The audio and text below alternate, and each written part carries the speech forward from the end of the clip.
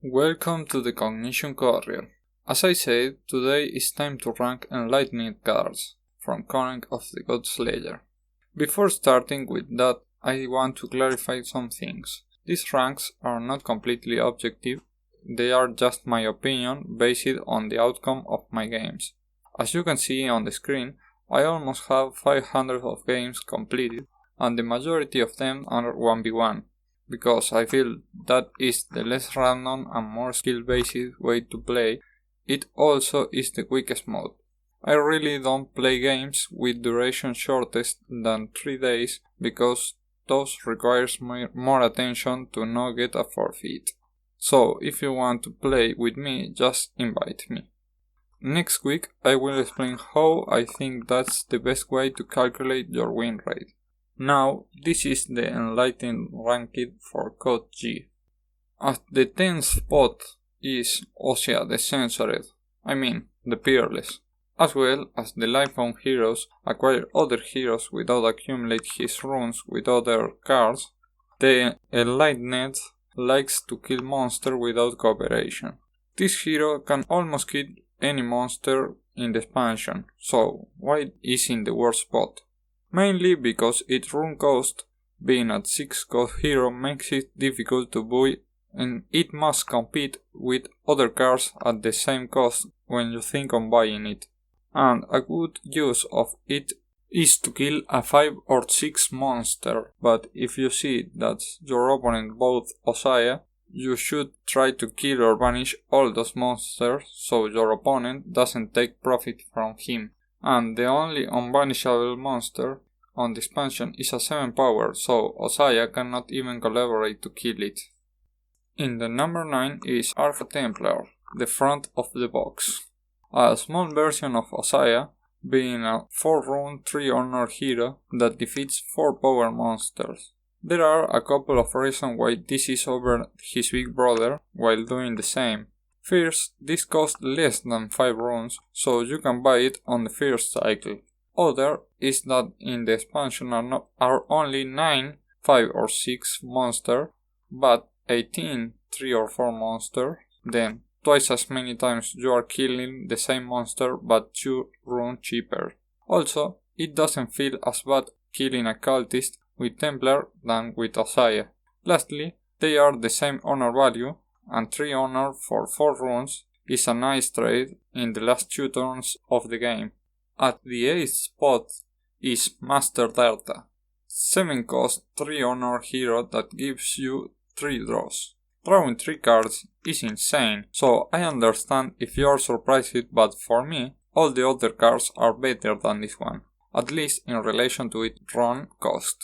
Being a 7 cost and badly rewarded 3 honor is a very difficult card to buy, and I think that to compensate the purchase you should play it at least 2 or 3 times, so it isn't a late game card, but it costs as one. Best situation possible is being insanely lucky on the second cycle, or more realistic is purchasing on middle game if there isn't anything or any combination better. Seer of the Forked Path is the number 7. This card lets you draw a card, then banish a card from the center, so it's the most control only card in the game. This doesn't give any advantage by playing it, but you can banish a card that you cannot acquire and your opponent really needs. The same with monsters. Unfortunately, the next card is random, so you almost never know if banishing is better than not. The extra note of the week is that in the new art, the light and darkness path are reversed, so it represents a different decision in the Godslayer, or not. The 6th place is for Arca Initiate, a 1 cost 1 honor hero that simply draw a card. This card literally does nothing. It's only worth 1 more honor than you wouldn't have if it wasn't in the center row when you left a room after buy. Also, it helps to control your cycle.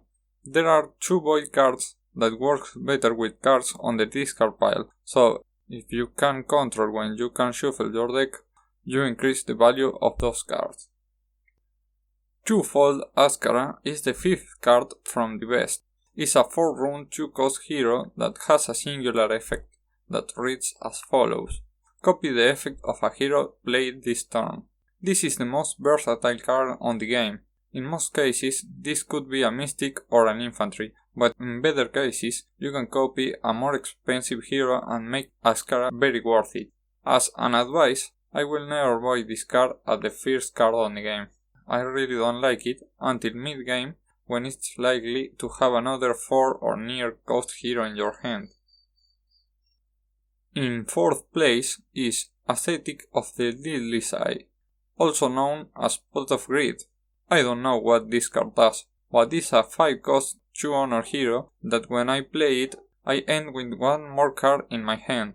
Having an extra card is very helpful in a lot of situations, because the game was planning to have 5 cards per turn, but Aesthetic giving you a bonus 1 makes acquiring or defeating any card much easier. In summary, it's a nice card in the early game, but gets better on late stages. For the bronze medal we have Table of Time's Dawn, another card that cannot be compared with anything in the expansion. It is a 5-cost 2-honor construct that reads as follows. You may banish this construct to take an additional turn after this one. It is a powerful and underrated card. Maybe its worst moment is in mid-game, but in late game having an extra turn lets you gain many points, and in early games it helps you cycling half of your deck. Unless you know the next 5 cards and the center doesn't help you, in most cases you should use this effect to gain advantage instantly. The second place is for the All-Seeing Eye. 6 runes, 2 honor constructs that once per turn lets you draw a card. Do you remember what I told about Aesthetic of the Lidless Eye? Well, this makes that every single turn. I think that in paper this is the best card of the entire set, but in practice has a couple of failures. Being a construct makes it vulnerable to monsters, and being a very good construct makes it your opponent's main focus. Also, its 2 honor value makes it the second worst card on cost value relation. However, if you manage to buy it on your second cycle, it's highly probable that you win that game. And for the numero uno is Temple Librarian. This hero is a 2-cost 1 honor that if you discard a card, you can draw 2 cards. For just a 2 runes, she's awesome and perfectly balanced. This card accelerates all your cycles and have the best synergy with the same 2 void cards that I already mentioned on the Hardhat Initiate explanation. Shade of the Black Watch and Void Initiate. If there is no card in the discard, you can discard 1 militia or apprentice to banish it. Or if there aren't more cards in your deck, you can first use any of those void cards, then use Temple Librarian. More uses for this card depends on the center row. If there is no monster, you can discard your power cards to try to draw your rune cards, or in the other way too. All that and more in just a 2 runes hero. Well, that was all for this Enlightened ranking. If you like this video, click the subscribe button, and if you want more content like this, leave a like or vice versa. Do not hesitate to ask me anything in the comment section. I can answer in English or Spanish. Next week I will try to post on Wednesday. If you're still here, thank you for supporting me. Next time I will review Mechana cards.